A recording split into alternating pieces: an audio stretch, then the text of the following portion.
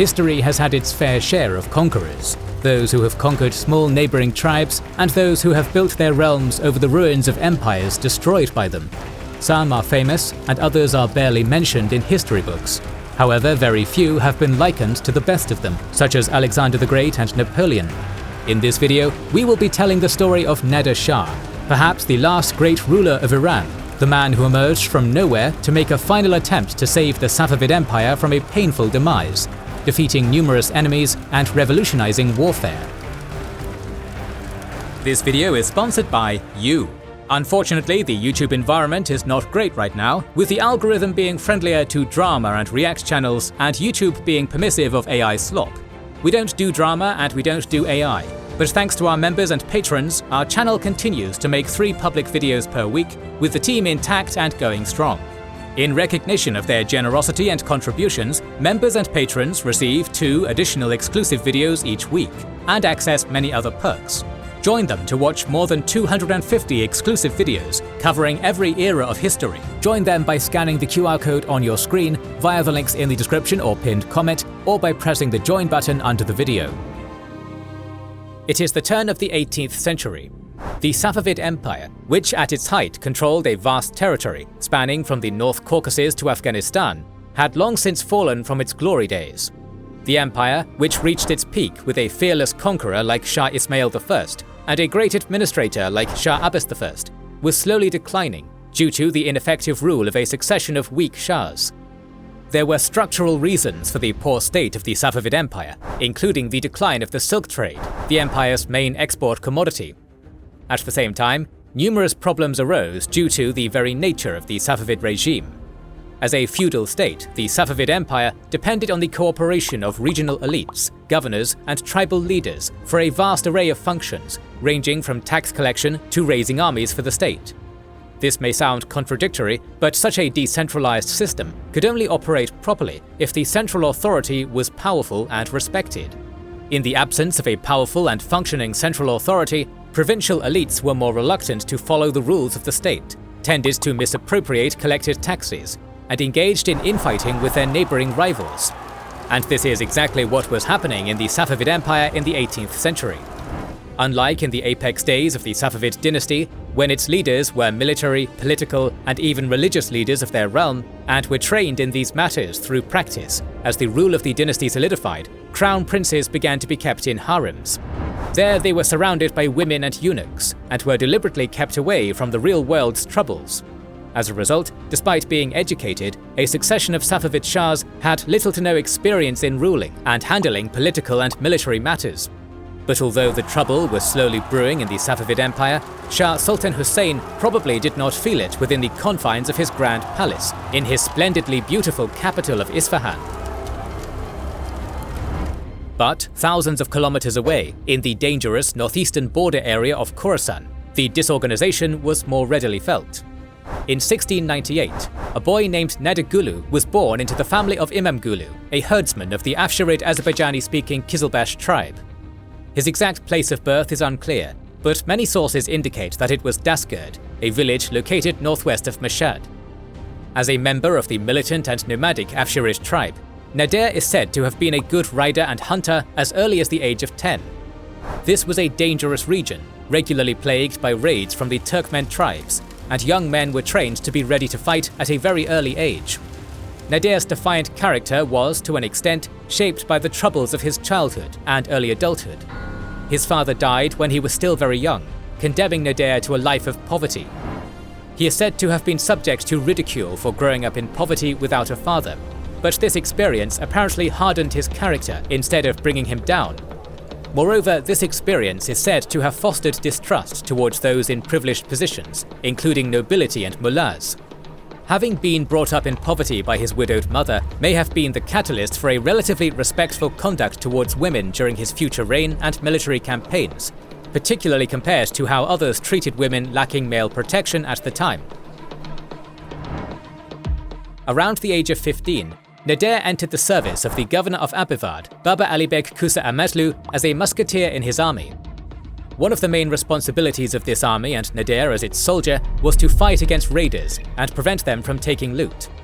In 1714 to 1715, several thousand Umad Turkmens attempted to raid northern Khorasan, but Baba Ali's troops defeated them and captured 1,400 raiders in the battle.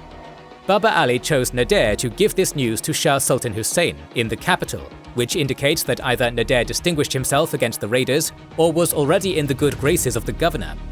Shah Sultan Hussein was gracious in this meeting, giving Nader a gift of 100 tomans. But apparently, important members of the court were not as kind. There is a story that the court officials were rude to Nader, which likely exacerbated his negative opinion of those in positions of power and privilege. Still, at this point, Nader's life trajectory was pointing upwards, as on his return to Khorasan, he married the daughter of Baba Ali and saw his status gradually rise. This success won Nader both followers and enemies in Khorasan. Around this time, the Georgian prince Gyorgy, known as Gorgan Khan in the Safavid sources, was appointed governor of Kandahar to deal with the unrest caused by Afghan tribes on the border with the Mughal Empire. The sources report that the Georgian soldiers of Gorgan oppressed the Afghans, which prompted the revolt of Mir Vais. Gorgan arrested Mir Vais, sending him to the Shah to decide on his punishment. Instead of punishing the rebel, Sultan Hussein allowed Mir Vais into his inner circle. The Shah even allowed Mir Vais on a pilgrimage to Mecca, where the Afghan rebel secured a fatwa authorizing Sunni Muslims of Kandahar to end the Shia rule. In 1709, Mir Vais returned to Kandahar and killed Gorgan and his Georgians.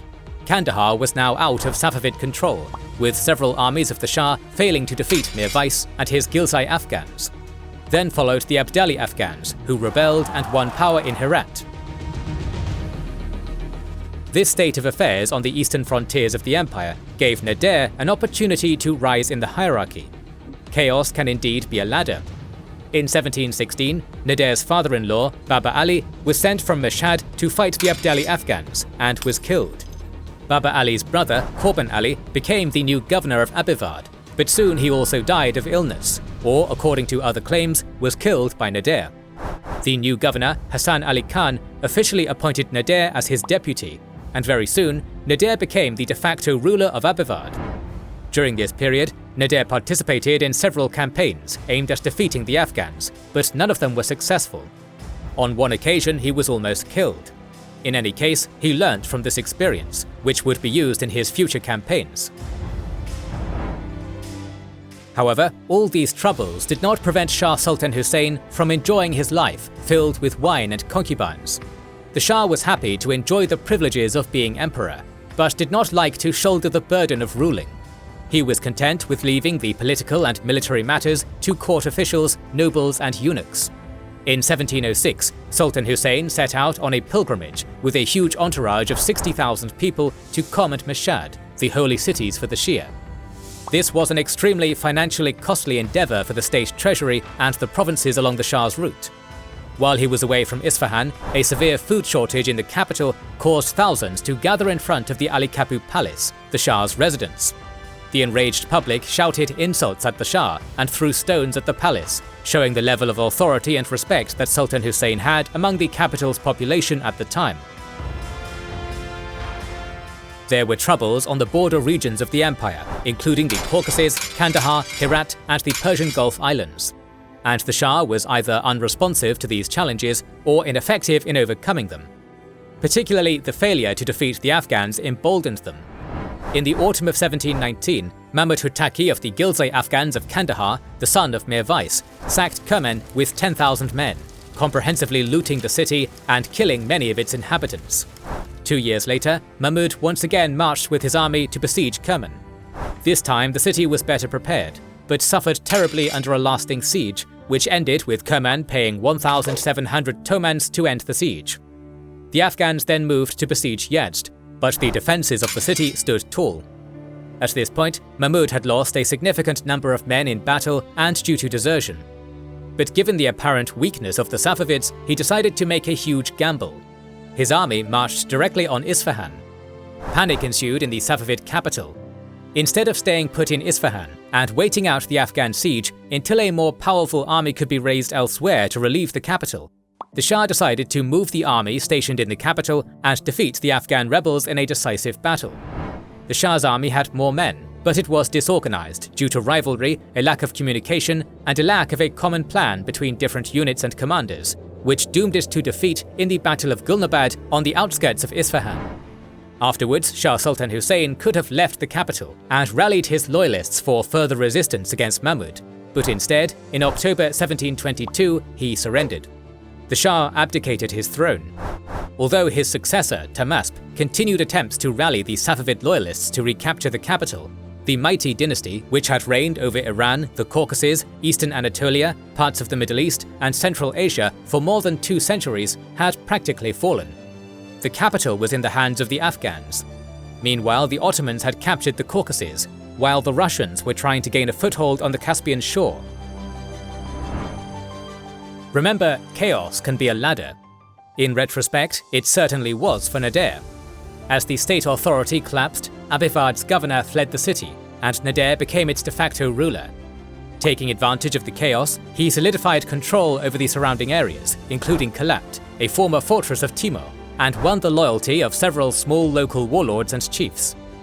Around this time, a Safavid court official named Malik Mahmud Sistani cut a deal with the Afghans, who agreed to his control over Khorasan in exchange for the recognition of Mahmud Hotaki as the new Shah.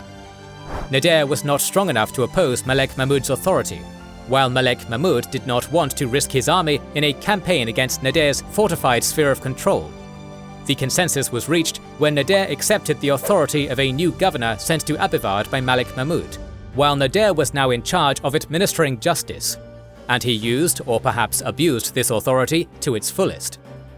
He worked under Malik Mahmud's authority and punished warlords and chiefs who opposed him. Those who chose to accept Nader became part of his growing army. Those who opposed him until the bitter end were severely punished.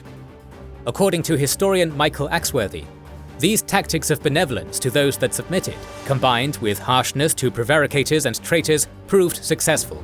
Nader followed the same principle throughout his career. He was quite ruthless, but not pointlessly vindictive. He would rather take even a man of dubious loyalty into his service than destroy him unnecessarily. His prestige grew, and attracted new chiefs and armed followers into his service, eager for a share in the proceeds of future successes. By 1724, Nader had amassed a formidable force with around 1,200 cavalry, and felt powerful enough to make a move against Malik Mahmud. One source tells that Nader personally killed Malik Mahmud's appointed governor of Abivad at the end of their joint hunting day with a single blow of a sword to his neck. After that, Nader made a successful raid on Mashhad. He was then called upon to help the city of Merv against raiders, and on a separate occasion, to intervene in a war between Turkmen tribes. He then defeated the Chameshgazak Kurds and captured their base, Kabushan. Nader used each of these instances as an opportunity to grow his prestige and recruit new men into his nascent army. At this point, another figure enters the power struggle in Iran. The son of the deposed emperor, Tahmasp II, had escaped Isfahan before the Afghans took the capital, and was eager to restore the throne to his dynasty. He went to the Qajar tribe, one of the most powerful in the realm, and tried to persuade its leader, Fath Ali Khan Qajar, to retake Isfahan immediately.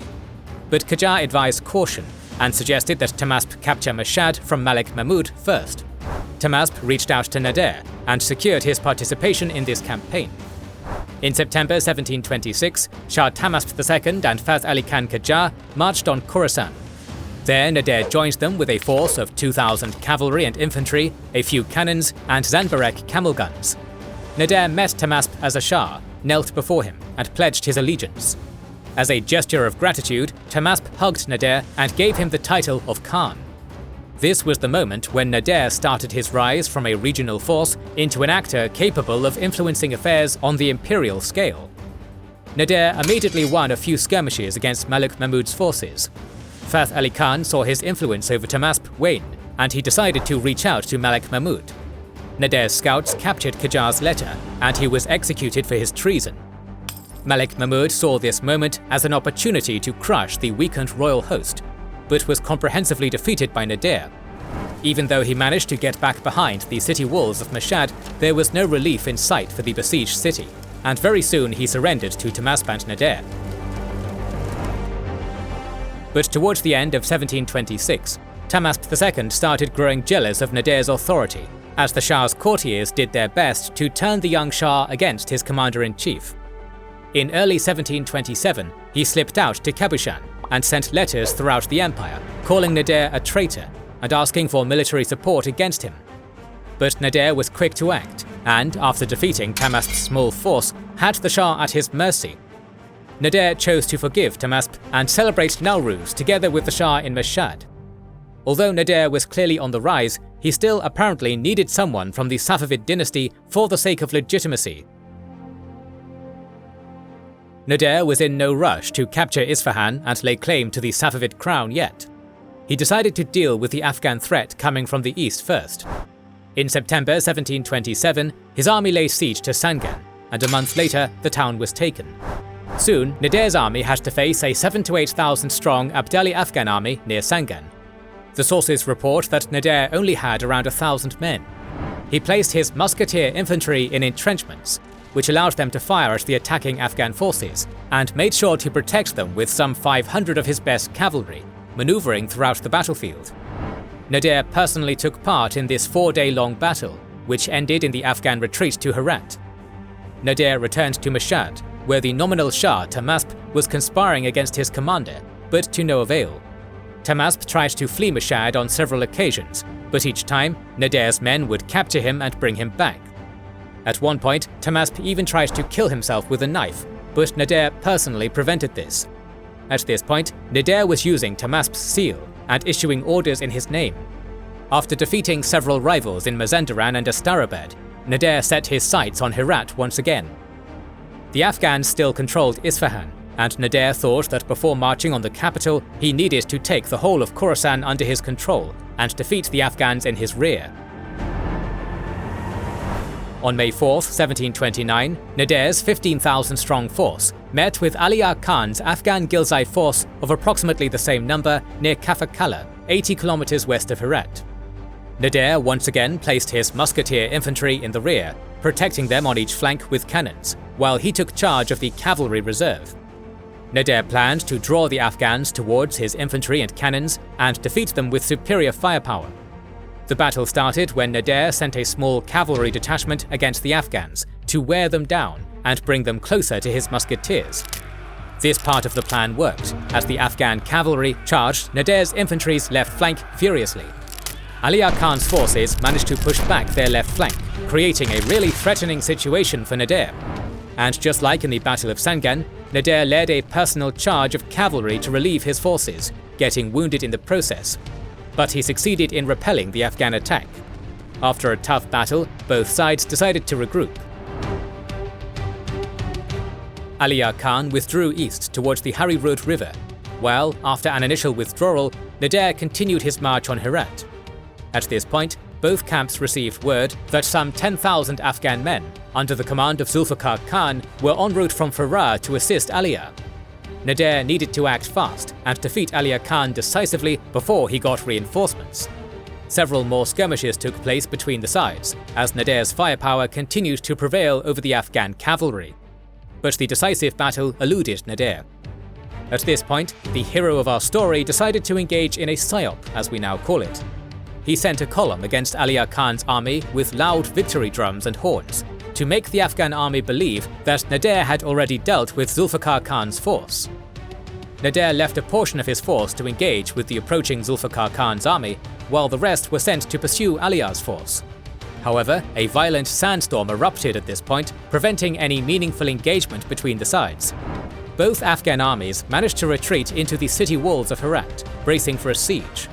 But it did not last long. Nader's artillery was causing havoc in the city and gradually weakening its defenses. Aliya Khan sued for peace. Nader accepted his submission in exchange for the recognition of Herat as a Safavid territory. Many Abdalis joined Nader. Nader's campaign against the Afghans did not end with a decisive victory, but for now he was content with the situation in the east. Now his sights turned west, towards the capital, Isfahan.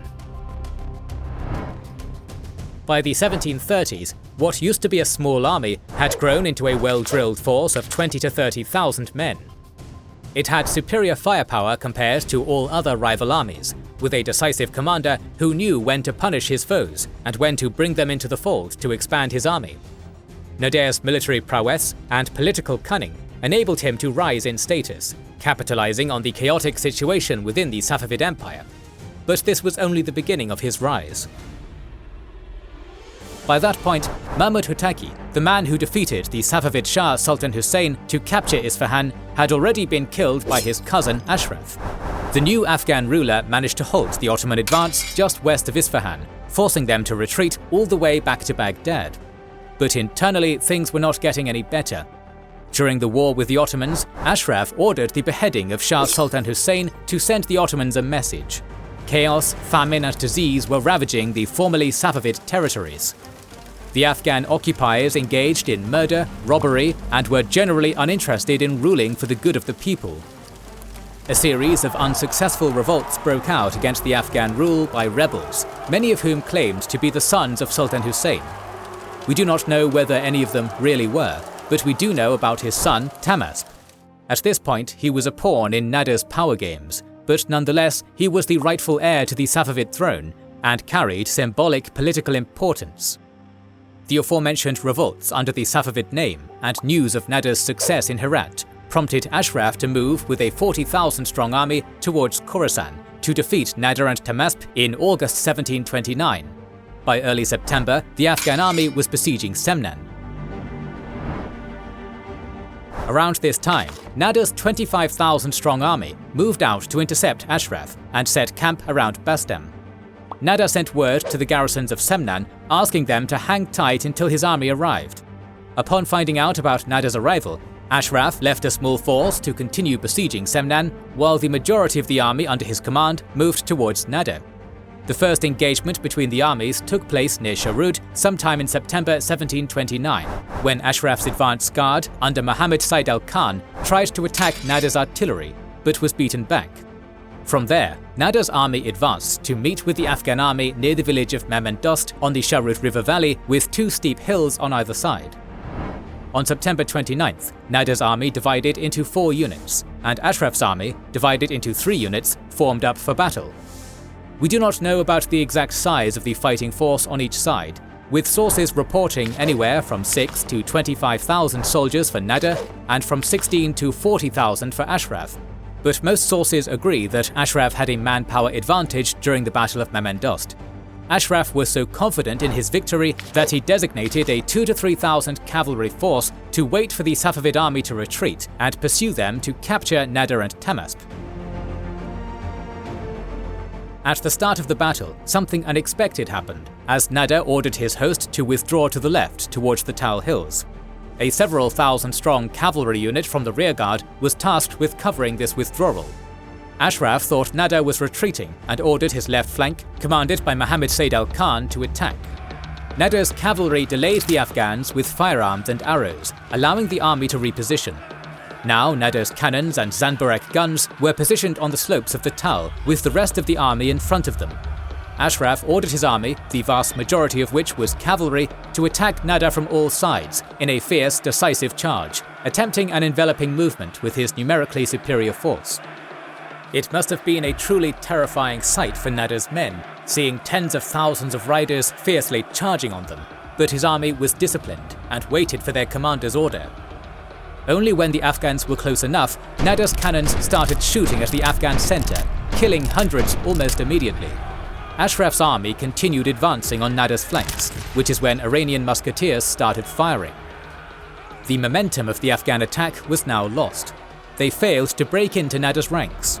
After stopping the Afghan charge, Nader's army took the initiative, as his musketeers pushed on the Afghan center and its artillery. Very soon, the Afghan resistance ended, as Ashraf's army was forced to retreat, losing around 12,000 men. Nader was victorious in the battle for Mehmandost. But the war, with the Afghans still occupying the capital, Isfahan, was not over. Nader's army and Tahmasp marched westward on Isfahan.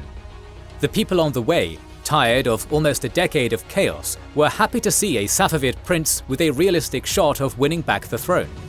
On the way, reinforcements from different areas joined Nader and Tahmasp. Meanwhile, Ashraf was preparing for a defensive war with the approaching royal army. He judged that Nader's army would have to pass through a narrow valley to the east of Varamin, and positioned sharpshooters and artillery on the way to ambush them, with his cavalry concealed to inflict further damage. But Nader's scouts spotted this, and his men managed to get into the Afghan rear and attack their ambushes from two directions. The Afghans were defeated here as well, forced to leave their artillery behind and retreat all the way to Isfahan. After massacring 3,000 men deemed capable of starting a rebellion against Afghan rule in Isfahan, and receiving artillery and gunners from the Ottomans, Ashraf left the capital to face off with Nader's army near the village of Murche-Khort. This time, Ashraf intended to fight a defensive battle, largely copying Nader's earlier tactics in Mehmandost. He positioned his infantry in the center, with the artillery behind them, while the cavalry units were detached from the main force, with freedom of maneuver to respond to the situation as it developed. Nader tried to lure Ashraf's host away from abandoning the defensive formation by firing cannons and marching his army across their flank, directly towards Isfahan. But Ashraf did not budge. At this point, Nader decided to order a charge on the Afghan positions. He sent his musketeers forward, who were supported by cannon fire. After absorbing the enemy fire, the musketeers fired at the Afghan formation from a point-blank range, before charging forward with swords. Ashraf sent his cavalry to stop this charge, but it was too late. Very soon, Nader's army broke through to the Afghan artillery, and their formation broke. Ashraf's army fled. On November 16th, Nader entered Isfahan.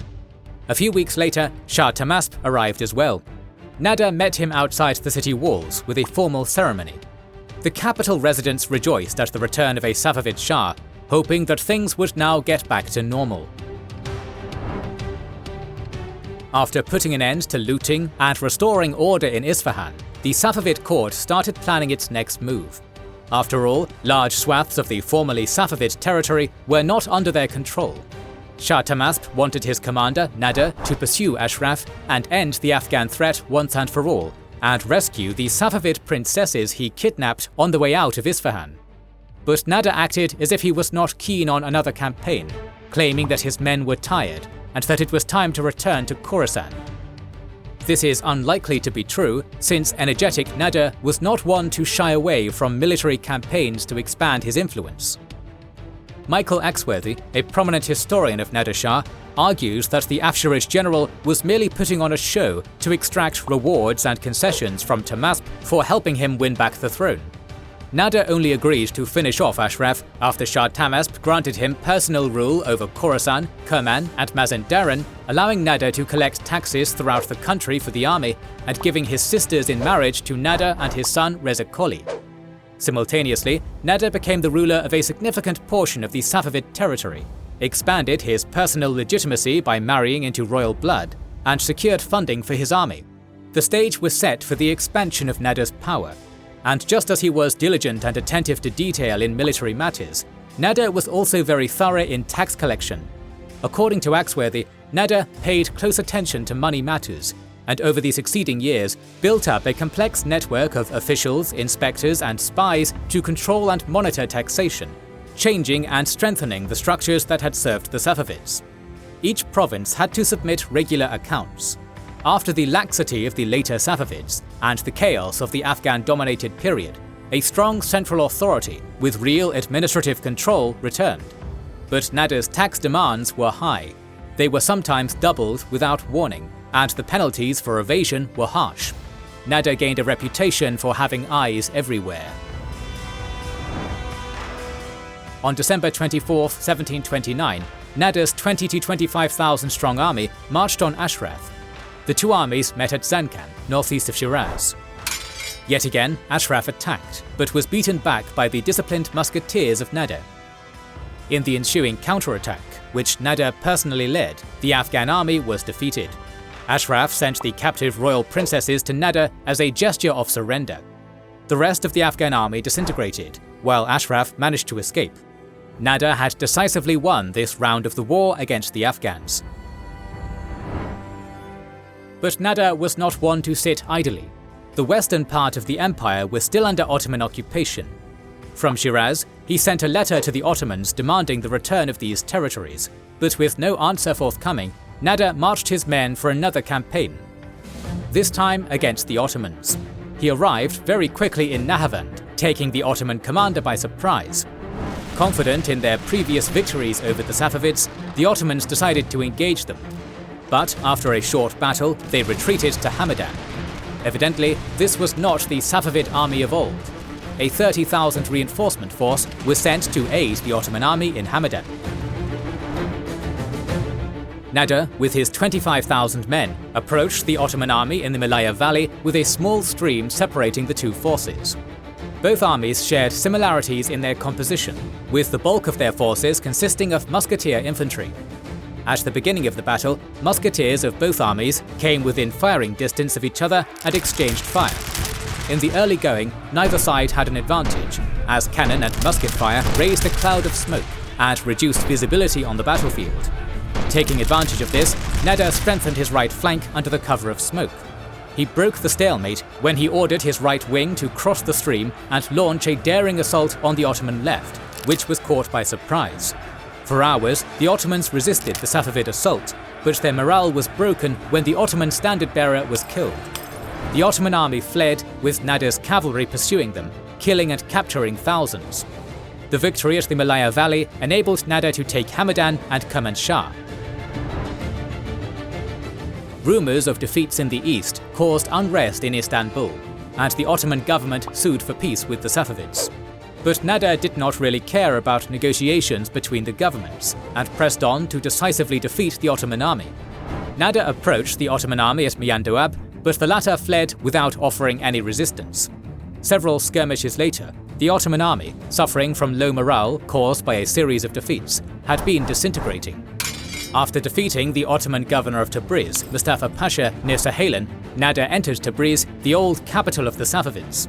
Nader captured many Ottoman soldiers and women, but, consistent with his earlier and later behavior against the captives, he treated them well, forbidding anyone from harming women, and ensured that they were taken home safely. Nader could not take advantage of the 1730 revolt in Istanbul, which deposed Sultan Ahmed, as news from the east upended his plans. The Afghans were in revolt once again, and Nader marched there to deal with them. Herat was the first casualty of the Afghan revolt, as Zulfikar Khan captured it in 1729. Then he moved on to Mashhad, Nader's power base, which he could not afford to lose for prestige reasons. His brother, Ibrahim Khan, was in charge of the city, and Nader ordered him to stay put and wait out the siege, since the Afghans lacked heavy cannons to breach the city walls. But in his quest to prove his worth to his brother, Ibrahim disobeyed Nader's order and moved out of Mashhad to confront the Afghan host, but was defeated and forced back into the city. The Afghans went on plundering the countryside of Mashhad before withdrawing eastwards. In November 1730, Nader arrived in Mashhad, recruited more men into his army, and ordered their meticulous training for the upcoming campaign. After wintering and celebrating Iranian New Year, Nowruz, in March, Nader marched on Herat in April 1731. His army proceeded with encircling Herat by capturing minor forts and towers around the city. At one point, it almost led to a disastrous outcome, as Nader was somehow left with only 8 musketeers in one of these towers. Muhammad Said al-Khan, a veteran commander of many wars against the Safavids, led a large force against this tower. For a while, Nader and his men successfully resisted, but had it not been for an infantry detachment relieving them, the story of this great conqueror could have ended prematurely. Talk about the importance of minor events and happenstance for the general course of history. In any case, after several failed attempts to break through the siege, the Afghans surrendered Herat to Nader in February 1732. The problem was that when Nader was winning in the west, problems occurred in the east. When he was winning in the east, problems occurred in the west. This was true for that moment as well. Eager to prove himself and exit the shadows of Nader, Shah Tahmasp marched on the Ottoman army in the Caucasus in early 1731. On his way to meet the Ottomans, he replaced the governor of Tabriz appointed by Nader. Tahmasp's 18,000-man force defeated the Ottomans in a minor skirmish south of Yerevan, forcing the Ottoman army to withdraw behind the city walls. But the Safavid siege of Yerevan was unsuccessful and short-lived, as the other Ottoman force managed to slow the supply lines to Tahmasp's army, while another Ottoman army commanded by Ahmed Pasha moved from Baghdad towards Hamadan and Kermanshah. Tahmasp hurried to meet this force, leading to the Battle of Karnal, where the Safavid army was soundly defeated. As a result, Tahmasp squandered any advantage gained by Nader in the previous campaign and was forced to agree to a treaty favourable to the Ottomans. They were ready to concede Tabriz, Hamadan and Kermanshah to the Safavids in exchange for the territories north of the river Aras. Upon hearing about this, Nader sent letters to the Ottoman Sultan Mahmud demanding the return of all occupied territories and publicly denounced the treaty through a manifesto. This manifesto, wherein Nader vowed to fight until all the Iranian captives were released from the Ottomans, heavily exploiting religious motives, was a clear symptom of Nader seeking to finalize his transition from only a military commander to a political ruler as well. In the spring of 1732, Nader marched out of Herat with his army and sent a letter to the Shah, inviting him to meet in Tehran. By May, Nader's force consisted of 80,000 cavalry and 40,000 infantry, aiming to impress those on his way to Tehran, and most importantly, to show Tahmasp what he would be facing if he dared to oppose Nader. Still, he did not come to Tehran, so Nader went to Isfahan instead. This is when another facet of Nader's character comes out. A masterful manipulator, cognizant of how appearances and perceptions work on the people who matter. Simply seizing the Safavid throne by force would raise lifelong questions about legitimacy. That is why Nader devised a different plan. He arrived in Isfahan with 32,000 men and had a brief meeting with Tahmasp at the royal court. The next meeting was to be held at Nader's camp. After a brief ride along the army, the pair retired to Nader's tent, where they imbibed in alcohol. Nader was not one to shy away from alcohol in the evenings, to relax and wind down after a heavy day of work or battle, but he had enough self-discipline to know when to start, when to stop, and how much to drink. Apparently, this was not the case for Tahmasp. Nader encouraged Tahmasp to drink excessively, and at one point, Tahmasp got simply too drunk. Then, Nader's men took the Shah outside, calling the army officers, nobility and courtiers to witness the state of Tahmasp. According to Axworthy, his crown had fallen to one side, his trousers were stained, and the top of his head was dirty as he lolled on the grass. Nader proclaimed that the Shah was not fit to rule, and suggested Tahmasp's abdication in favour of his son Abbas. Some encouraged Nader to ascend the throne personally, but recognizing the strong loyalty to the Safavid dynasty still existing in the country, he was content to rule as a regent. And so it happened. On September 7th, 1732, only a few months old, Abbas was crowned as Shah Abbas III, with Nader proclaimed as his regent and chief minister. At this point, Nader had become the ruler of the Safavid Empire in everything but name.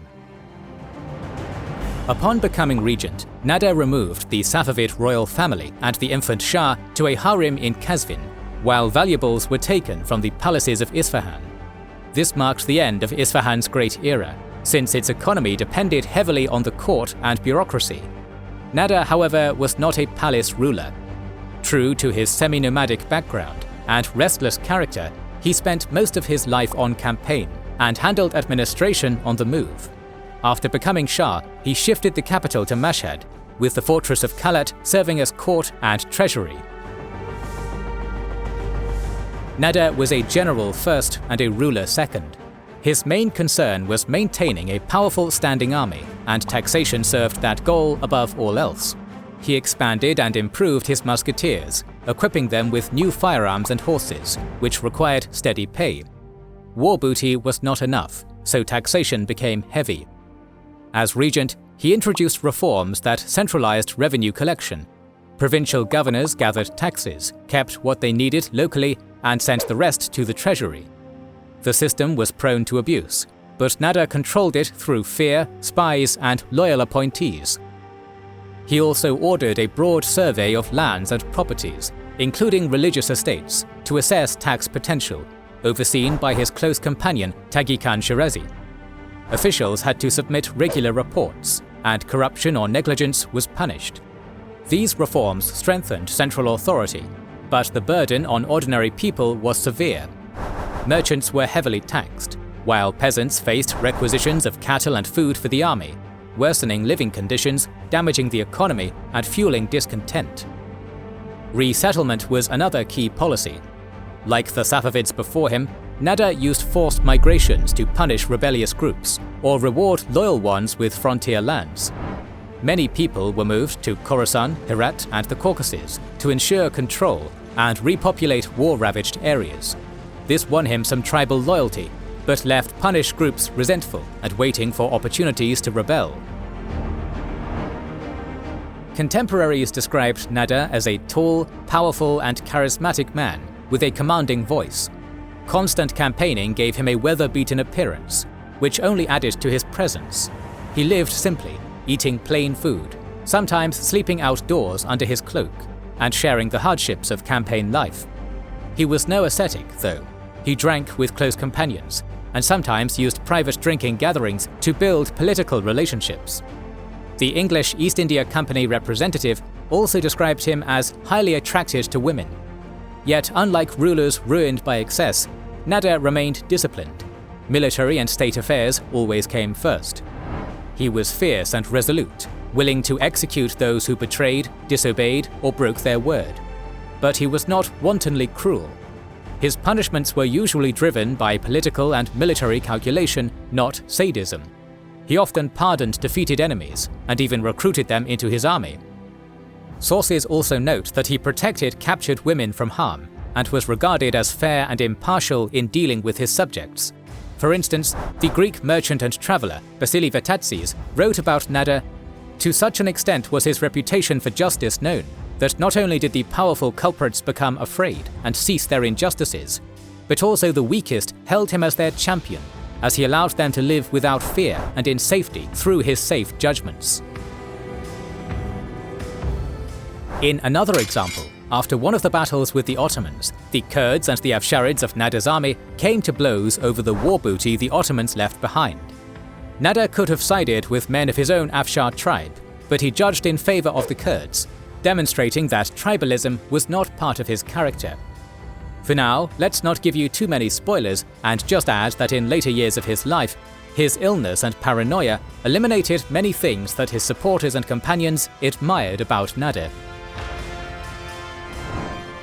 So let's get back to what Nader did best: warfare. Remember, we ended our previous video with Nader deposing Shah Tahmasp after a disastrous campaign in which the Safavids lost Tabriz, Hamadan, and Kermanshah to the Ottomans. In late 1732, Nader launched another campaign against them to regain the territories. His first target was Kermanshah, which the Ottomans abandoned after a brief struggle. But unlike his previous campaigns against the Ottomans, this time he did not march on Hamadan and Tabriz. Nader instead chose to target Baghdad, a key Ottoman-controlled city close to the Safavid border. Baghdad was one of the largest Ottoman cities, with significant symbolic importance as the old center of Islam. Capturing Baghdad could have triggered an internal breakdown in the Ottoman Empire, giving the Safavid Empire an enormous advantage in this centuries-long rivalry in the Middle East. Or Nader could have used Baghdad as a bargaining chip to secure the return of Azerbaijan, the Caucasus, and other areas captured by the Ottomans in recent wars.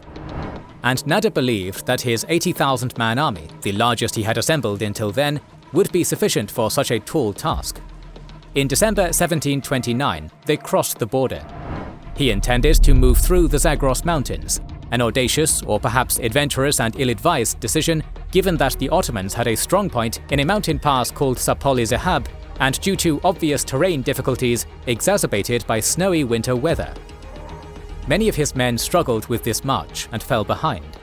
But 600 men, headed by Nader, were first to reach Sapol-i-Zahab and attack the rear of the Ottoman strongpoint in the dark of the night. The Ottoman garrison was routed. As Nader passed through the Zagros Mountains, the rest of his troops and some reinforcements from Hamadan joined him. Understanding the difficulties of besieging a city the size of Baghdad, Nader wanted to draw the city's Ottoman governor, Ahmed Pasha, into the open. Ahmed Pasha did not budge, and after leaving 7,000 men to besiege Kirkuk, Nader proceeded to encircle Baghdad in preparation for a siege. The Ottoman governor tried to prevent this by harassing Nader with occasional skirmishes and fortifying the western bank of the Tigris. To evade Ahmed Pasha's fortifications, Nader decided to cross the river upstream during the night. His German engineer rapidly constructed a pontoon bridge of sorts, consisting of long palm trunks resting on inflated animal skins. On February 15, 1733, Nader and 2,500 men of his vanguard crossed the bridge first. The next day, 1,500 additional men did the same, but the bridge collapsed before they could cross, leaving Nader stranded with a small force. Ahmed Pasha learned of this and sent a large force to confront Nader. The Ottoman army was about to overwhelm Nader's vanguard, but the sudden arrival of the aforementioned 1,500 men decided the battle in favor of Nader.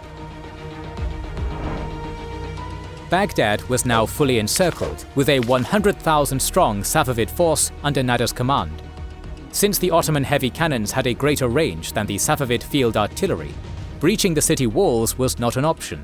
So Nader imposed a blockade to force Ahmed Pasha to surrender. Axworthy reports that it was estimated that 60,000 people in Baghdad died during the siege. Ahmed Pasha was about to surrender the city and opened negotiations with Nader. But then he got word that a famous Ottoman commander and former Grand Vizier, Topal Osman Pasha, with 80,000 men and 60 cannons, was coming to relieve Baghdad. Nader decided to leave 12,000 men to maintain the blockade of Baghdad and march the rest of his army, some 70,000 men, to face Topal Osman Pasha near Samarra on July 19th. On this extremely hot day, Topal Osman Pasha positioned his troops on uneven ground, with the river Tigris and wind behind them, with the calculation that smoke and dust caused by the battle would blow into the eyes of Nader's men. He intended to draw Nader into attacking first by purposefully making his vanguard appear weak. And Nader took the bait when he ordered his cavalry vanguard to assault the Ottoman left flank.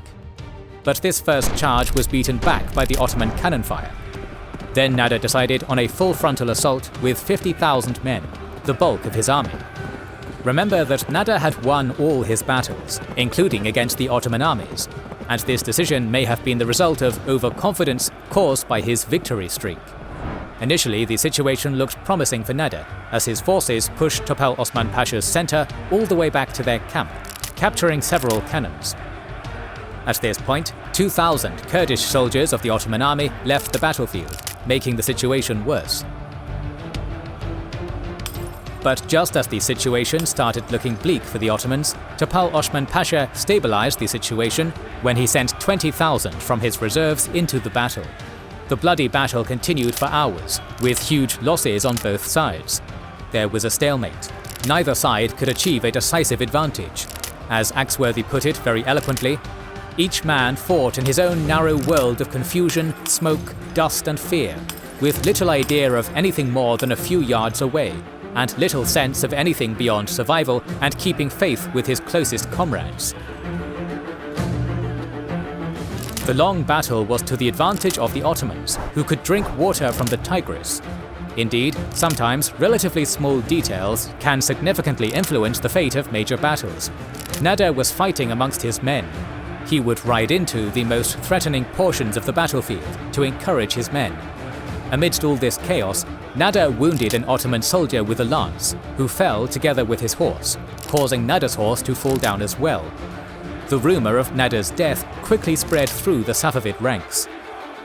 Panic ensued, and after 9 hours, Nader's army fell back.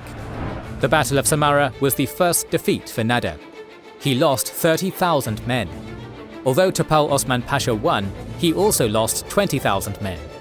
Nader's forces besieging Baghdad were also defeated a few days later by Ahmed Pasha. Nader's army was battered.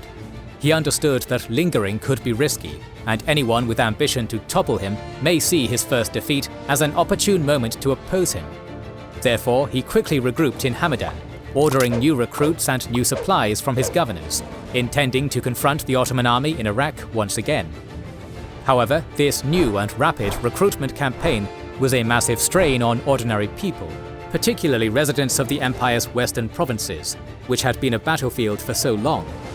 But Nader insisted, justifying this decision by saying, "How is it that they talk so much about me, for I have not come to leave the country in peace and quiet, but to turn everything upside down, since I am not a human being, but I am God's wrath and punishment." In just 3 months, Nader's army was refitted and marched on Kirkuk. and even though Topel Osman Pasha won a victory, it came at a major cost. And all his reinforcement requests were ignored in Istanbul, and he had to refit his army with untested new recruits from Syria. The outcome was not good for the Ottomans. As Nader moved to encircle Kirkuk and Topel Osman Pasha's army in it, he got word that a 12,000-strong vanguard force of the Ottomans under Mehmed Pasha was on the move. He sent Haji Beg Khan to lure Mehmed Pasha closer to his main army, and succeeded. The Ottoman vanguard was ambushed and destroyed. After that, Nader took his army and advanced on the nearby main Ottoman force. The battle started with hours-long back-and-forth fire by musketeers from both sides. Then Nader sent his cavalry on a double envelopment move on the Ottoman flanks, with him in charge of the left flank and Haji Beg commanding the right flank, while Nader's musketeers advanced on the center. As the Ottoman janissaries positioned in the center started to give way to Nader's musketeers, Topel Osman Pasha personally joined the defense to turn the tide of the battle, but it was too late. The Ottoman commander was killed by musketeers, and the Ottoman army fled. Nader once again moved to besiege Baghdad. The governor Ahmed Pasha knew that Baghdad would not be able to withstand another siege. So on December 19, 1733, he met with Nader and agreed to return all Safavid territories captured since 1722 in exchange for peace. This was a good deal for Nader, as he did not have time to inflict further damage to the Ottomans, as he had to deal with Muhammad Khan Baluch's rebellion spreading in Khuzestan and Fars. The problem was that the Ottoman governor refused to accept this deal and sent another army to fight Nader.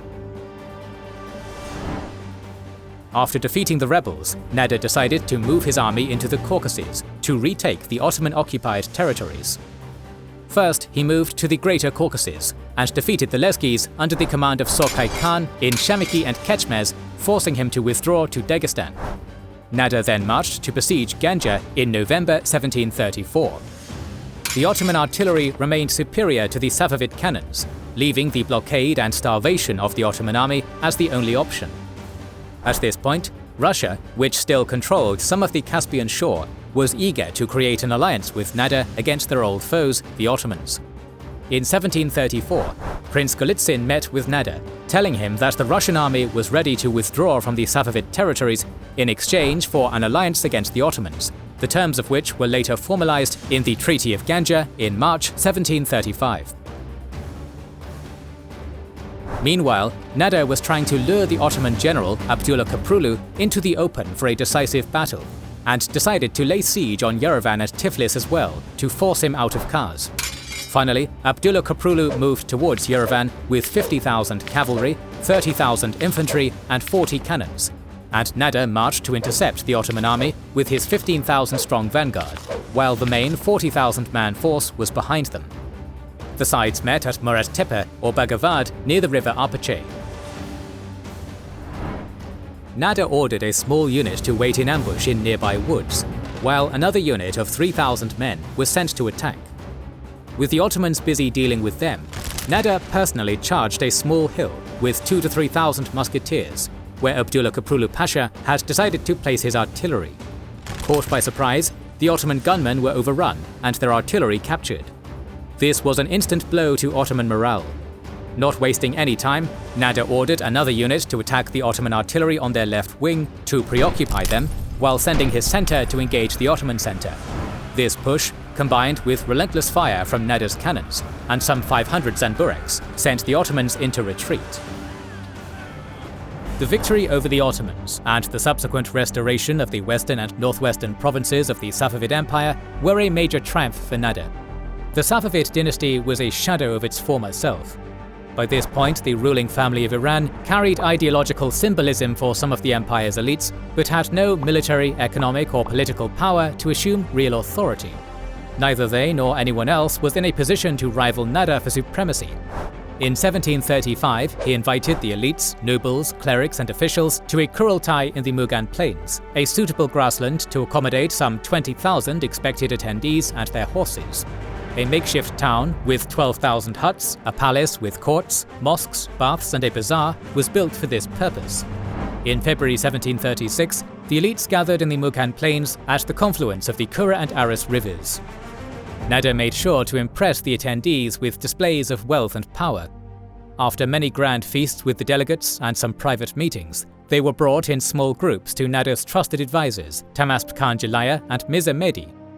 Each group of delegates were told that Nader had invited them to discuss among themselves and decide who they wanted to rule the country next. Tahmasp Khan Jalaya and Mirza Mehdi told the delegates that, after defeating the country's enemies, Nader wanted to retire to Khorasan and had no intention of ruling. Here, Nader was playing mind games once again. The attendees of the Mughal Kurultai didn't really have any other options but to proclaim Nader as the rightful Shah at an event organized by him and heavily protected by his guards. Doing otherwise would most likely mean death. Nader wanted the whole affair to appear as if he was reluctantly accepting the throne, being begged to do so by the dignitaries of the empire. Unanimous support for his candidacy was crucial to deter any future attempts to question his legitimacy. Later that day, Nader's spies heard the chief mullah, Mirza Abul Hassan, praising the Safavids and calling them the rightful rulers. He was executed for that. One by one, the groups of delegates declared that they would have no other Shah but Nader. Nader then sent a message with 3 conditions that must be met to accept the throne. The delegates had to promise not to support the Safavid dynasty's claim to the throne. They had to accept his children as rulers after his death. Finally, Nader demanded no more cursing of Omar and Uthman, the tradition which had been in place since Shah Ismail, the first Safavid Shah. Remember, the Safavid version of Shi'ism was extremely hostile towards Omar and Uthman, the Islamic caliphs venerated in the Sunni tradition, which was one of the pretexts behind the regular wars with the Ottomans. His conditions were accepted. On March 8, 1736, Nader Khan Afshar was crowned the new Shah of Iran. But why was he making these conditions? By making the elite swear to never support other contenders to the throne and support the succession of his children, he was making one thing clear. This was the end of the Safavid dynasty. No more puppet Shahs from the old dynasty. He wanted to rule as a Shah, but he also intended to create a new dynasty that would rule Iran for centuries to come. And by imposing truly revolutionary changes to religious policy, he wanted to weaken one of the Safavid dynasty's main sources of support, the Shia clerics. One of the motivations behind this decision was to take over the majority of religious lands, which until then were used to pay the salaries of mullahs, maintain mosques and religious schools, and in general allow for a comfortable life for the large clerical class of the Safavid Empire. From now on, these lands and revenues from them would be given to distinguished soldiers of Nader Shah's army. But aside from any political calculations, from a purely personal standpoint, Nader was not a religious man and wanted to break from the most conservative elements of Shi'ism. The main figure of the Shia doctrine, Imam Ali, was still to be venerated, but his mention as Allah's viceroy was to be omitted from the call to prayer. The marked departure from the centuries-long dominance of Shi'ism in the empire is evident in the diplomatic talks with the Ottomans to conclude the war won by Nader. In October 1736, they signed a treaty in Constantinople that recognized Nader's territorial gains in the Caucasus and the Middle East, essentially restoring the old border between the two empires. The Ottomans also recognized Nader as the new Shah of Iran. But the important feature of the talks with the Ottomans was religion, which makes Nader Shah's ideas about the religious policy he intended to conduct in his empire clearer. Remember, the Ottomans controlled Mecca and Medina, the holiest cities of Islam. The Ottoman Sultan was the Caliph of Islam, so they were considered the de facto guardians of Islam, and Nader needed their recognition for the legitimacy of his version of Islam. Nader Shah's envoys told the Ottomans that they had renounced their former beliefs and had taken Imam Jafar, the 6th Imam of Shia tradition, as the symbolic leader of their mazhab. And he asked the Ottomans to recognize Jafarism as the 5th school of Sunni Islamic law. So, on the one hand, Imam Jafar was revered in the Twelver tradition, and choosing him as the reference point was Nader's attempt not to alienate his Twelver Shia subjects too much. On the other hand, he was selling his new policy to the Ottomans as a return to Sunni Islam. At the time, the Kaaba in Mecca had 4 Imams' pillars for each school of Sunni jurisprudence: Hanbali, Maliki, Hanafi and Shafi'i. Nader Shah demanded that the 5th column be erected in honor of Imam Jafar. He also asked for recognition of an Iranian Amir al-Hajj, leader of the pilgrimage, who would lead the pilgrims from Nader's empire to Mecca. The Ottoman Sultan never recognized Nader's attempt as a religious rebranding, and, at risk of giving a spoiler, Nader Shah's reign was not long enough to push through his religious vision. But religion was a secondary matter. Military matters came first, and the ever-restless Nader set his sights eastward to one of the wealthiest kingdoms in the world, the Mughal Empire. A pretext for an invasion was not difficult to find. As early as 1730, Nader demanded that the Afghan fugitives who had fled from him be returned to him by the Mughal Empire, and the latter's inaction on this issue was sufficient excuse for him. The first target was going to be Kandahar, controlled by the Afghans at the time. After successfully dealing with the Bakhtiari revolt and collecting an exorbitant amount of money, provisions, animals and other supplies from his subjects, Nader marched on his first campaign as a Shah from Isfahan with 80,000 men, hundreds of Zamburek camel guns, and some artillery on November 21, 1736. He was later joined by 30,000 men led by Tahmasp Khan Jalaya from Khorasan, and another army led by Pir Muhammad Khan. In February 1737, Nader Shah's massive army started the siege of Kandahar. As Nader lacked heavy artillery to destroy city walls, he had to resort to a tactic used in the earlier siege of Baghdad. He ordered the construction of towers around Kandahar and the capture of surrounding forts, towns and supply routes. Nader Shah also instructed his men to build a completely new town near Kandahar, with markets, squares, bathhouses, stables, mosques and other buildings. This town was called Naderabad, the purpose of which was to keep his men occupied during the long siege, to provide them with decent living conditions, and to show the Kandaris that Nader was not in a hurry and was ready for a long siege. But by early 1738, Nader Shah's patience was wearing thin. The sieges were his least favourite type of warfare, due to their prolonged and dull nature. At the end of January 1738, he ordered a general assault on Kandahar. After 2 months of heavy fighting, Nader's Bakhtiari detachment went on a decisive assault, capturing towers overlooking the city and forcing the Afghans to surrender. With the capture of Kandahar, Nader fully restored the old borders of the Safavid Empire in March 1738. Some Afghan soldiers managed to escape Kandahar and fled to the Mughal territory. Once again, the Mughals ignored Nader's demand to give up the fugitives, and in June 1738, his army crossed the border and moved on to Kabul. Its defenders had not been paid their wages for 5 years, and most of them withdrew to Peshawar, allowing Nader to easily capture Kabul after a brief resistance. The next target was Peshawar. The Mughal governor, Nasir Khan, with 20,000 troops, moved to meet Nader's host at a very narrow Khyber Pass. A frontal attack was risky for Nader due to unfavourable terrain, and once again in his military career, Nader Shah found a way to surprise his enemy. He left the main part of his army with his son, Murtaza Mirza, which continued marching on Khyber Pass, while personally taking 10,000 cavalrymen to the mountainous Tadsubi Pass to the south. On November 26th, Nader's group managed to cross this difficult area and appeared in the Mughal rear, taking Nasir Khan's army by surprise and comprehensively defeating them. Peshawar was captured 3 days later. In early 1739, Nader Shah's army crossed the Indus and marched on Lahore.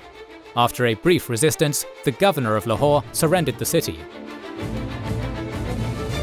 Up until that point, all the resistance to Nader's invasion was offered by provincial forces, but the fall of Lahore forced Muhammad Shah to finally act. In February, he headed a massive army of 300,000 men, 2,000 elephants and 3,000 cannons to Karnal. They camped at a plain north of Karnal with dense woods to the north and a canal to the east. The Mughals built a mud wall around their army, putting a huge cannon on top of it. After carefully scouting the surroundings, Nader camped near the village of Kunjpura. A head-on assault on the fortified Mughal positions was risky for Nader, so he wanted to face Muhammad Shah's army in an open field. At this point, Nader got word that 20 to 30,000 Mughal reinforcements under Sadat Khan, Nawab of Awadh and one of the wealthiest and most powerful regional rulers in the empire, were approaching. Nader sent a cavalry detachment to intercept him, but the majority of Sadat Khan's force managed to evade him and enter the Mughal camp. However, Nader's cavalry at the last moment caught up with Sadat Khan's rearguard and pillaged his provisions. When the Mughal commander learned of it, he personally led several thousand men in pursuit of the enemy. Nader's forward units made a show of resistance and feigned retreat to lure them towards their main force. Sadat Khan took the bait and sent word to the Mughal camp, urging them to join the battle. The commander-in-chief of the Mughal Empire, Kandahar, who felt insulted by Muhammad Shah's criticism of his command, answered the call and marched to help Sadat Khan with some 10,000 men and several cannons. At this point, the Afsharid army of some 100,000 men was already on the move. Nader's son Murtaza was in charge of the center, his trusted companion Tahmasp Khan Jalaya commanded the right wing, and Fath Ali Khan Kayani and Losh Ali Khan manned the left flank. Nader Shah was right behind him on the left flank as well, commanding 1,000 Afshar cavalrymen. Upon hearing about Sadat Khan's advance, Nader Shah ordered his men to halt and improvised a clever plan on the fly. He ordered 3 1,000-man gunner units to concealed positions on the western edge of Kunjpura, waiting to ambush the Mughals. At the same time, he sent 2 mounted Jazayirchi units, one to lure Kandahran's army toward Kunjpura and the other to engage Sadat Khan and ensure he charged at Nader's center. Unlike the well-drilled army of Nader Shah, whose commanders all followed his orders, the Mughal army's generals each led their own armies without much coordination, often competing for glory. The same happened in the Battle of Karnal. Nader Shah's Jazayirchis lured both armies exactly where they intended to without much trouble. By the time they were within musket distance of the Afshar army, the Mughal armies were too far apart from their main camp and were on their own. As soon as Sadat Khan's men approached Nader's center, the Jazayirchis dispersed, giving their gunmen a clear line of fire. Many Mughal soldiers fell, but the rest of the army did not flee and instead charged Murtaza's group. A fierce fight ensued as the Iranian army moved to encircle Sadat Khan's men. The result of the initial contact between Nader Shah's and Kandahran's armies was worse for the Mughals, whose elephants were easy targets for Nader's musketeers and camel gunners. One volley after another devastated Kandahran's army. Many fell, others fled back to camp. The bravest remained and fought. Kandahran was mortally wounded and was taken back to the camp. Very soon, Sadat Khan's group was overwhelmed too. Nader Shah's firearms-based army was superior to the Mughal army, which was largely still firing arrows. Back at the Mughal camp, Emperor Muhammad Shah urged his generals to go and fight, but none went any further than the canal. As the wounded were rushed back into the camp, the battle's fate became clear. Nader Shah did not order his army to pursue those who fled or make a decisive charge on the camp, since the vast majority of the Mughal army was still intact. Instead, he decided to surround the camp and place it under blockade, preventing any provisions from reaching the demoralized Mughal army. But as soon as word of defeat and the death of many noblemen reached the camp, it fell into disarray. The army turned into a mob. Tents, baggage and other property of the fallen noblemen were ransacked. Nader Shah won the Battle of Karnal on February 24, 1739.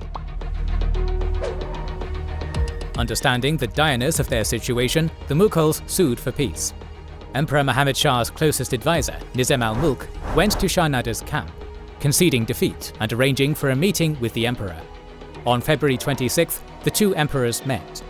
As a gesture of respect, Nader Shah personally greeted Muhammad Shah at the entrance of his tent, invited him inside, and offered him a cup of coffee. According to the contemporaries, they spoke in Turkic to stress their common Turkoman ancestry. But despite the courtesy Nader Shah had shown to Muhammad Shah, the superior position in this relationship was very clear. The crumbling Mughal Empire was at Nader Shah's mercy. The sources do not report on the exact amount of tribute discussed by the sides at this meeting, but it was an acceptable sum for Muhammad Shah.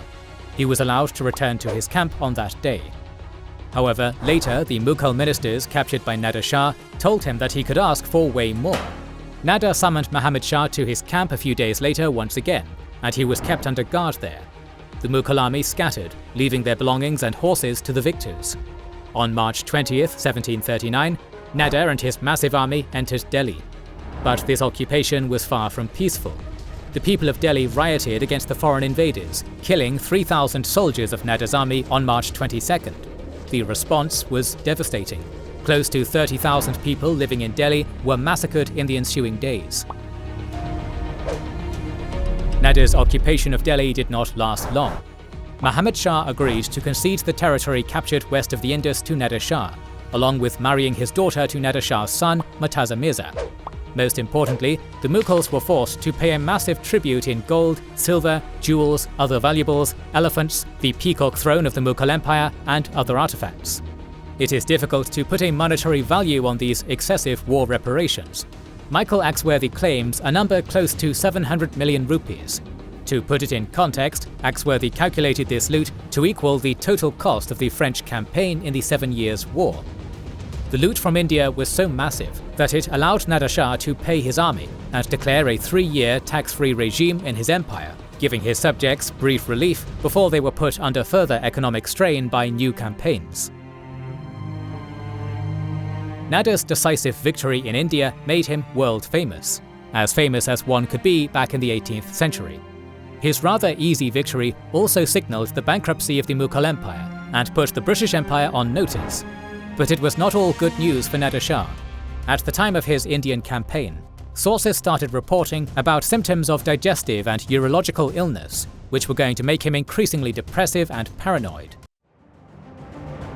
When Nader Shah launched his campaign against India, he appointed his eldest son, Reza Qoli, as his viceroy and ordered him to keep close guard of the Safavid royal family in Sabzawar and listen to Nader's advisors. Reza Qoli was only 17 at the time and full of youthful energy and overzealousness to prove himself, so he made several mistakes. Despite his father's explicit instructions, he quickly got tired of some of his father's advisors and dismissed them. The key figure here was Taqi Khan, a man who had the Shah's ear. Reza Qoli came into conflict with Taqi Khan for a number of reasons, and the latter was keen to exaggerate the problems at home while reporting to Nader Shah. Reza Qoli had been ruling cruelly, unlike his father, beheading people for most ordinary offences. He was enriching himself from the Caspian silk trade, helping himself to fancy clothes and creating a 12,000-man Jazayirchi unit wearing uniforms of cloth and gold, with weapons decorated with gold and silver. His paranoia and cruelty got the better of him in his actions towards the former royal family. At the time, when Nader Shah's army was winning so much in India, there was a breakdown in communication, and rumours of Nader Shah's death began to circulate in the empire.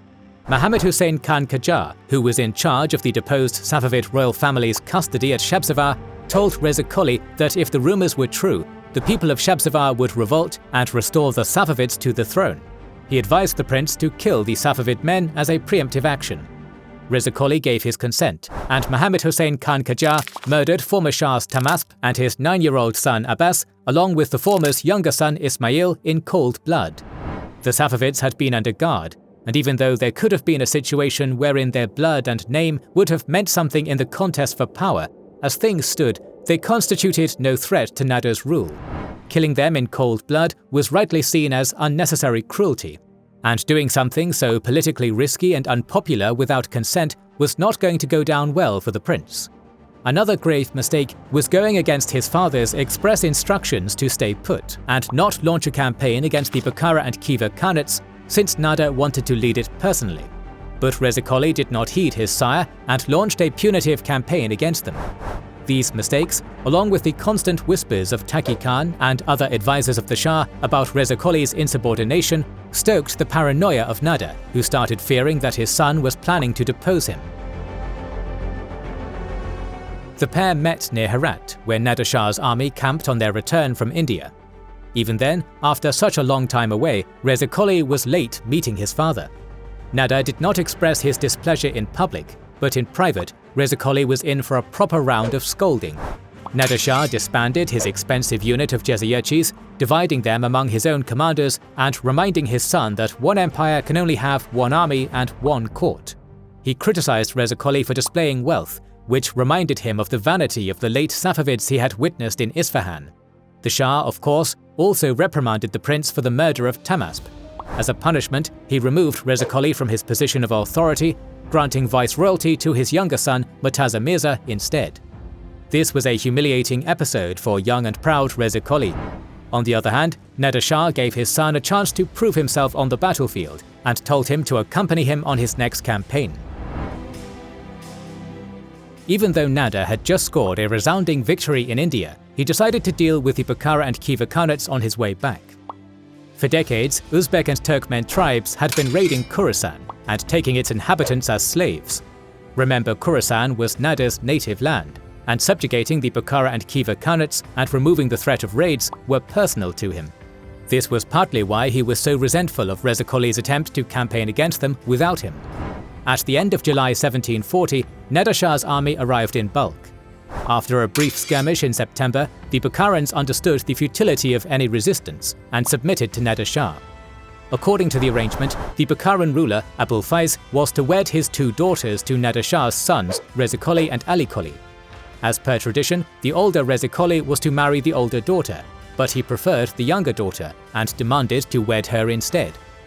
Angry with Reza Qoli's behavior and unable to persuade him, Nader married the elder girl himself. Reza Qoli asked his father's permission to leave the camp and return to Mashhad. Nader was already very annoyed and happy to see him go, so he let Reza Qoli leave. The relationship between the Shah and his older son continued deteriorating, but it had not yet reached the point of no return. Their next meeting was going to be tragic. After dealing with the Bukhara Khanate, Nader sent envoys to Ilbaz Khan II of Khwarezm to persuade the Khivans to surrender as well. Instead, his envoys were killed. The first battle between the sides happened near the Oxus River, and Nader's cavalry forced the Khivans to flee. On October 19th, Nader Shah's army marched southwards from Chahaju along the Oxus in 4 divisions in an orderly rectangular formation, protecting the army's baggage in the middle. This prevented the Khivan forces from harassing the army's rear and flanks. At this point, Ilbaz II was waiting for Nader Shah at his fortress Hazarasp. Nader wanted to lure the enemy army into the open field. To do that, he moved his army towards the Kanga fortress, which hosted Ilbaz II's treasury and family. This did the trick.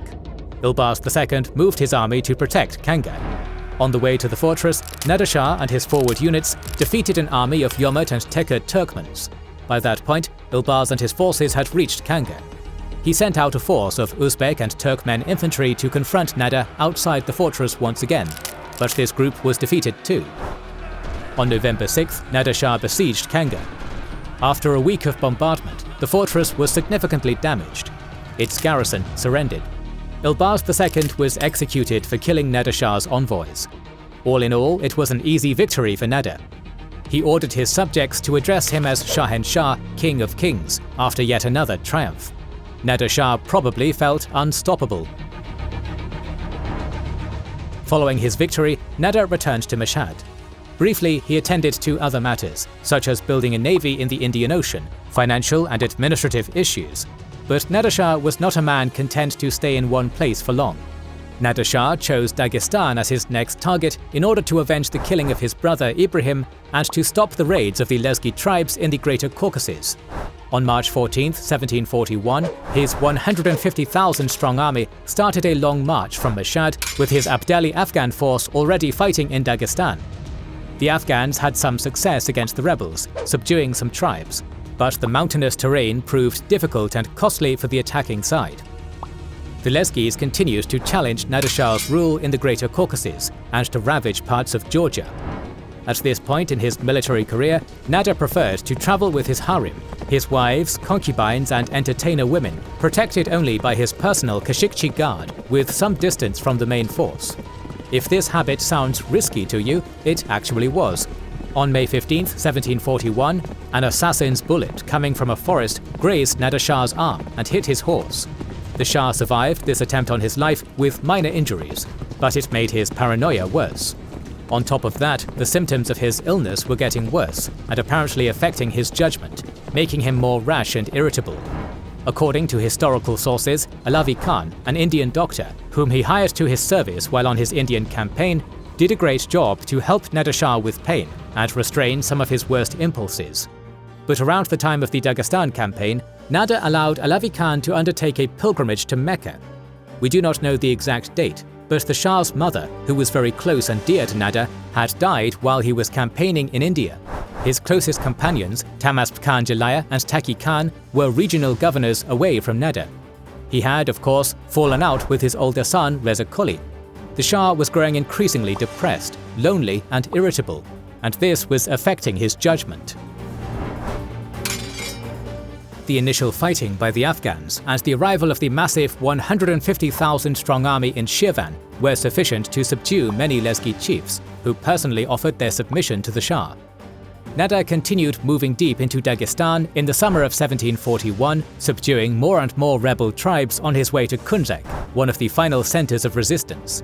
but Dagestan's mountainous terrain was almost impossible for a large army to operate in due to movement and supply challenges. Even at the height of the summer, the weather was windy, snowy, and extremely cold in the highlands of the Greater Caucasus.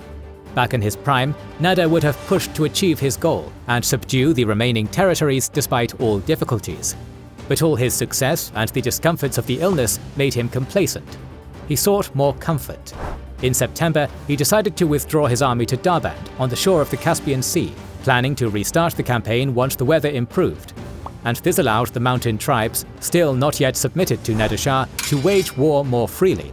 They used hit-and-run tactics to attack Nader's patrols and supply carriages. Nader retaliated by ordering to burn the villages of these tribes and resettling them in Khorasan. This included villages which had nothing to do with the war. This had the opposite effect, and many tribes believed resistance was their only option. According to one account, the Lezgis even managed to raid Nader's own camp, capturing some of his harem women and valuables. This enraged Nader even more, who executed his officers and guards for negligence. In October, he moved from his camp on a retaliatory mission. Along with attacking rebel outposts and destroying villages, Nader Shah also ordered the construction of forts in captured areas to expand their area of control and influence. One of them, built in the summer of 1742 northwest of Darband, was called Iran-Karab, the ruin of Iran. In hindsight, it was a prophetic name, but the underlying problems were still there. The mountainous terrain made the massive manpower advantage less of a factor. On top of that, the Afsharid army suffered from supply difficulties, again caused by the terrain. Bringing food and other provisions to the army was a major challenge due to the narrowness of mountain passages, which also made them an ideal target for the Dagestani raiders. Nader Shah sought to mitigate this problem by requesting that Russia provide large vessels to transport supplies to Darband via the Caspian Sea. But by that point, the positive relationship Nader Shah had with the Russian Empire at the beginning of his military career had broken down. In the 1730s, Nader and Russian envoys agreed that Iran would not sign a peace treaty with its common enemy, the Ottoman Empire, before consulting Russia, but Nader Shah did exactly that in 1736. On top of that, the Russians were worried about the rise of Nader Shah and his well-drilled, massive army. There was concern that Russia would at some point have to enter into direct conflict with Iran. Of course, we now know that Nader never went to war against Russia, but a conflict between Nader's army and one of the strongest European armies would have been fascinating, given that, at the time, the other Eastern armies were severely overmatched by the European powers. In any case, once the weather improved, Nader marched against the rebels in Tabasaran in May 1742.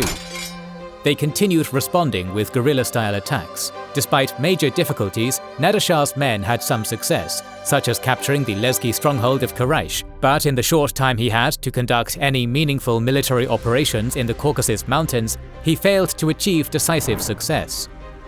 According to Axworthy, on 2 occasions, his rather large forces of 6,000 and 3,000 men were defeated by the rebels. Fielding a larger force in the mountains would have been extremely tricky. He had to withdraw to the newly built Iran-Karab fort in October 1742, hoping for better luck next time. Troubles in Dagestan made Nader's mood miserable. Like many conquerors before and after him, Nader, who had so much success in open fields against larger and better equipped armies, was having trouble against hit-and-run tactics. Still, he intended to finish the job once the weather improved. Nader Shah even contemplated moving against the Russian territories captured in the Caucasus, amid rumors of Russian support for the Lezgi rebels. But his plans were upended by external threat and internal tragedy. In the summer of 1742, Nader's officials arrested a man named Nik Kadam in Herat, who had confessed to trying to assassinate him under the order of the Shah's son, Reza Qoli. Nik Kadam was brought to the Shah, who confirmed the story. Nader summoned Reza Qoli to the Caucasus, and to avoid arousing any suspicion, he invited his other sons as well. In October 1742, they arrived in Darband. What followed next was a family drama. Nader Shah ordered his guards to apprehend Reza Qoli. Over the next few days, Nader's advisors urged Reza Qoli to apologize to his father to avoid the worst. But just like his father, Reza Qoli was a stubborn man and denied orchestrating Nader's assassination. The problem was that Nader Shah was convinced that his son tried to kill him based on Nik Kadam's story and reports from his spies. Nader tried to convince his son to ask for forgiveness and swear allegiance once again. The prince refused. All the officials' attempts to smooth things out between the father and son failed. Nader decided to blind Reza Qoli, his eldest son and heir. 3 days later, Nader visited Reza Qoli and broke down in tears. Reza Qoli's words were prophetic. "You should know that by taking my eyes out, you have blinded yourself and destroyed your own life." We do not know if Reza Qoli truly ordered his father's assassination. His companions and friends may indeed have been interested in Nader Shah's death for their own careerist purposes. Reza Qoli's Shahdom would have been in their interests, and they may have talked about this to the prince. But most sources agree that Reza Qoli did not explicitly order any attempt on his father's life, although he may have been aware that something was being planned in the background at the time when he was being alienated by Nader Shah. In any case, that does not matter. What matters is that the punishment of Reza Qoli was an event which foretold the future. Nader Shah's world was about to come crashing down on him. After such a brilliant rise, as his court historian Mirza Mahdi wrote, "From the beginning of Nader Shah's reign until his return from Khwarezm and his march into Dagestan, he was entirely occupied with the care of his empire and the administration of justice, in such a manner that the people of Iran would have given their lives for his preservation. But after this time, he changed his conduct entirely. At the instigation of some hostile spirit, this unhappy monarch gave his ear to ill-intentioned spies, and had the eyes of Reza Qoli, the best and dearest of his sons, torn out. Remorse quickly followed this rash cruelty, and Nader Shah became like a madman. The reports of bad news that he received in succession thereafter of troubles in various parts of his dominion increased his rage." Nader's insistence on the Ottoman Sultan's recognition of Jafari Islam as the fifth Sunni madhab remained an unresolved point of dispute. In 1742, Nader received 2 Ottoman envoys at his camp during the Dagestan campaign, who once again brought a refusal from the Sultan. Nader responded by threatening to go to the Sultan personally to resolve this matter. Simultaneously, the Ottoman army was moving to the border in preparation for another conflict. This forced Nader Shah to abandon his unsuccessful campaign in Dagestan. It was the first campaign he had lost, as the Lezgi resistance had not been defeated. He had no other choice but to prepare for a war with the Ottomans. On February 10, 1743, Nader Shah marched his significantly weakened army out of the North Caucasus to the south, leaving a considerable force of Afghans in Dagestan to continue fighting the Lezgi resistance. On May 18, 1743, he camped at Marivan, waiting for his new army to arrive, where he was met by his sons, Murtaza Qoli, Imam Qoli, and Sharuk. Hundreds of new siege cannons and some 375,000 men throughout the empire were recruited to the army. But this, of course, was not free. By 1743, the tax relief following a great victory in India had ended, and very harsh taxes were imposed on the people to fund the army. Nader's officials forced people who were unable to pay taxes to sell their houses and other property. Many opted to flee to remote desert or mountain areas to evade tax officials. The economy and trade were down. Millions emigrated to India and Ottoman Iraq, causing the empire's population to decrease by 1/3 compared with the 1720s. According to the English merchant Jonas Hanway, Nader Shah responded to accusations of being a tyrant caused by harsh taxation by saying the following: "I am neither God nor devil, tyrant nor prophet, but I am one sent from God to punish an iniquitous generation of men." At this point, the Afsharid Emperor was beyond the point of caring about the small folk. All he wanted was another big military triumph to restore his prestige after a failure in Dagestan. In June 1743, he ordered his forward detachment to capture areas around Baghdad and Basra, picking these 2 cities as the primary goals of his initial campaign. Governors and provincial troops from the southwestern provinces were ordered to help with the siege of Basra. Nader Shah arrived at Kirkuk on August 5th. Many Ottoman officials fled before his arrival, others pledged allegiance. Kirkuk fell a few days after the siege. His next target was Mosul, which they started to siege in September. After defeating a small Ottoman force in the open field, Nader ordered 390 pieces of artillery to bombard Mosul. Many cannonballs fell inside the city, killing residents of Mosul. But instead of demoralizing Mosul, this only pushed more people to join the defense of their city. Time and time again, Nader's artillery managed to damage the city walls, only for the city defenders to rush and do quick repairs, preventing the Afsharid troops from entering Mosul. One of the siege tactics of Nader was to plant mines under the city walls while the city was being bombarded. On one occasion, Nader's troops gathered for an assault near the walls, waiting for the explosion. Instead, the blast blew back into the trench where the troops had gathered, killing many. In frustration, Nader ordered a general assault on Mosul at one point, but this attempt was defeated with more than 5,000 casualties for his army. And then, seemingly out of nowhere, only 40 days after starting the siege of Mosul, Nader offered the Ottomans to start peace negotiations. By now we have established that Nader Shah had no patience for long sieges, and the siege of Mosul was not progressing too well, as the defenders were putting up a spirited resistance. But Nader in his prime would never have been disillusioned because of that, and given up on the whole campaign. For instance, the siege of Kandahar at the start of the Indian campaign lasted almost a year. But Nader never doubted himself and pressed on, which made him the conqueror of India merely 2 years later. Yet, only 3 years after triumphing in India, Nader had become a shell of his former self. He was suffering physically from an illness, which may have been caused by malaria.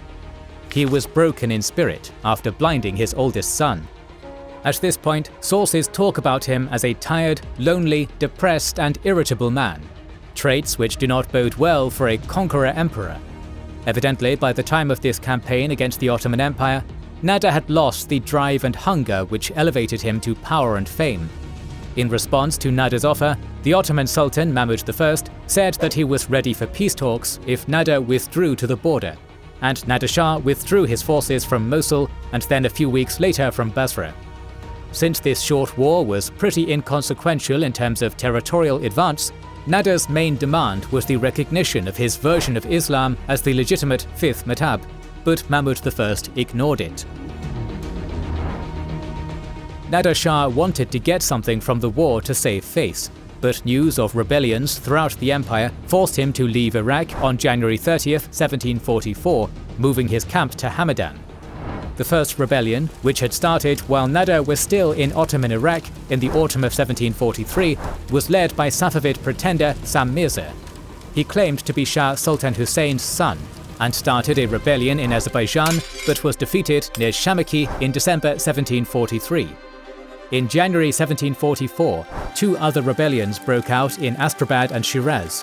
The Astrabad rebellion was launched by the exiled son of Fath Ali Khan Qajar, one of the early rivals of Nader.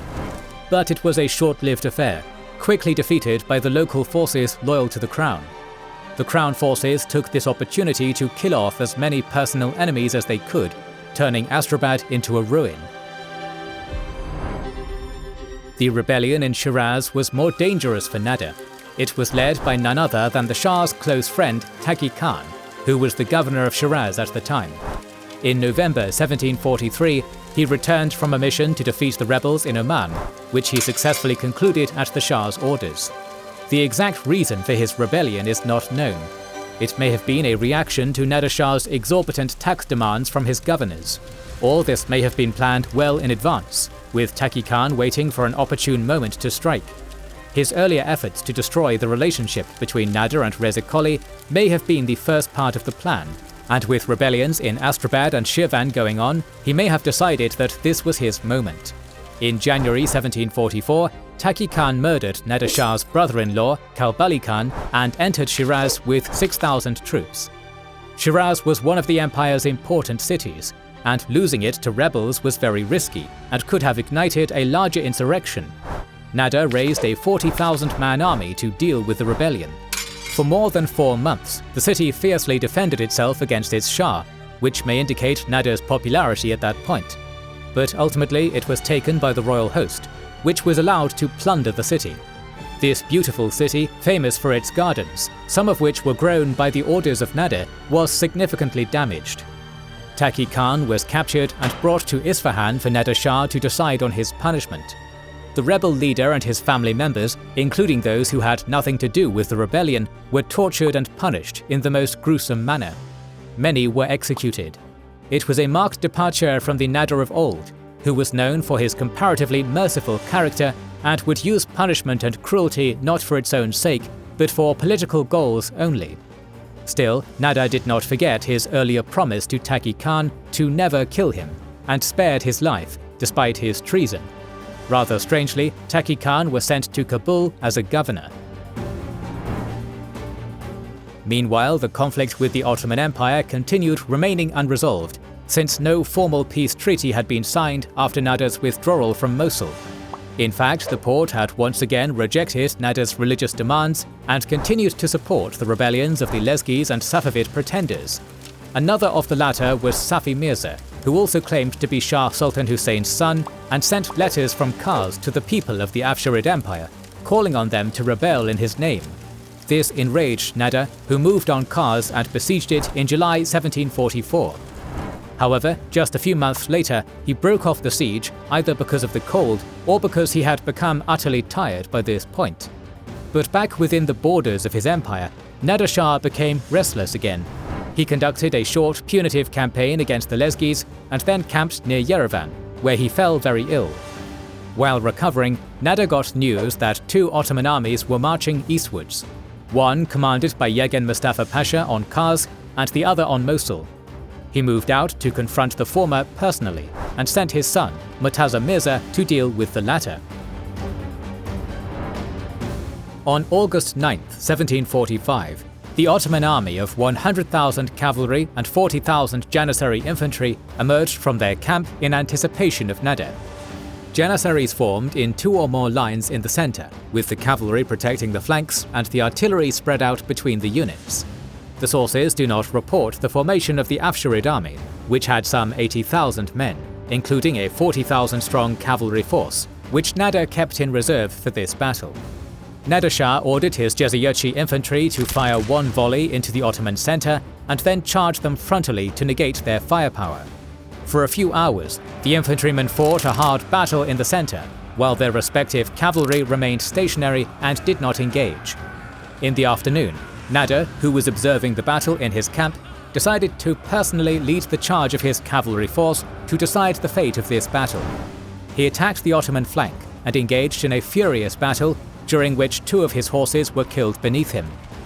However, Nader's personal bravery was sufficient to encourage his troops to fight on, and after a while, the Ottoman lines started to crumble. Their 15,000 auxiliary troops fled the battlefield, leading to a chaotic Ottoman retreat. On the following day, Nader encircled the Ottoman camp. The Ottomans tried to break the encirclement by engaging in skirmishes and artillery battles. After suffering many casualties, they managed to leave their camp in the dark of night, only to be encircled again later. At that point, the Ottoman troops mutinied and fled in chaos. Many were killed and captured. At the same time, news of Murtaza Mirza's crushing victory over another Ottoman army near Mosul reached Nader Shah. His son urged the Shah to continue the campaign against the defeated Ottomans, with a real chance of securing a profound, geopolitically significant victory over the weakened enemy. But Nader had no appetite for further fighting. He sent new peace proposals demanding Ottoman Iraq. But the Treaty of Kerden, signed in 1746, did not lead to such a major change. Instead, it roughly re-established the 1639 borders between the 2 empires. By then, Nader Shah had completely spiraled into obsessive paranoia and cruelty. He started demanding his provincial governors, rich people and tax collectors provide incredibly high sums, accusing them of corruption and stealing from him. Those accused were tortured, mutilated and publicly humiliated. In 1746, Nader executed 100 people in Mashhad, while demanding 500,000 tomans from the city. He was in Isfahan in December 1746, and that moment probably reminded the people of the old capital of the plundering and pillaging by the Afghan invaders, rather than of a visit by their own Shah. Nader Shah's soldiers looted parts of the city and surrounding villages without any kind of restraint. People who refused to pay up were taken on humiliating processions through the streets, being beaten in the process. Dozens were killed every day, accused of stealing and refusing to pay taxes. This cruelty and Nader's excessive demands were inevitably going to cause unrest. Knowingly or unknowingly, Nader Shah was eroding his own legitimacy and inviting trouble. In early 1747, Fath Ali Khan Kayani, the governor of Sistan, started a rebellion in response to Nader Shah's summons to court and a very high tax demand. Soon the Baluchi tribesmen joined this rebellion. At its start, it was a small rebellion, which could have been suppressed by many others, but once Nader expanded the circle of his demands to family members and old friends, things got worse for him. Sometime in the first half of 1747, he sent a demand of 100,000 tomans from Ali Qoli Khan, the governor of Mashhad, and his nephew. 50,000 were demanded from Tahmasp Khan Jalaya, one of Nader's old friends and trusted generals. Neither responded to the Shah's summons, for which Nader ordered them arrested.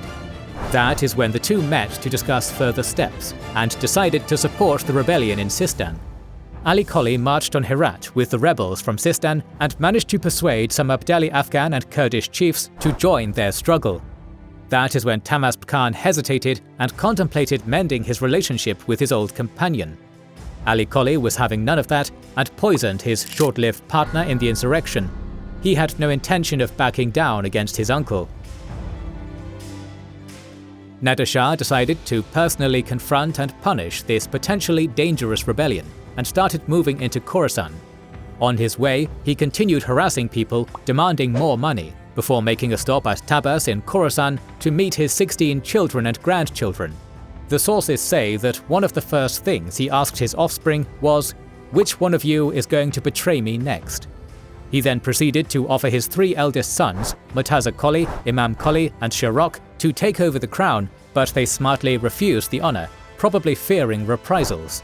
In April 1747, the Shah and his army reached Mashhad. The atmosphere around Nader Shah's camp was ominous. Nader's spies reported on people plotting against him. Some even speculate that these reports may have been exaggerated to push the Shah into rash decisions, which would cause his undoing. But by now, Nader did not have any trusted advisors who could rebuke him and dissuade him from making stupid decisions.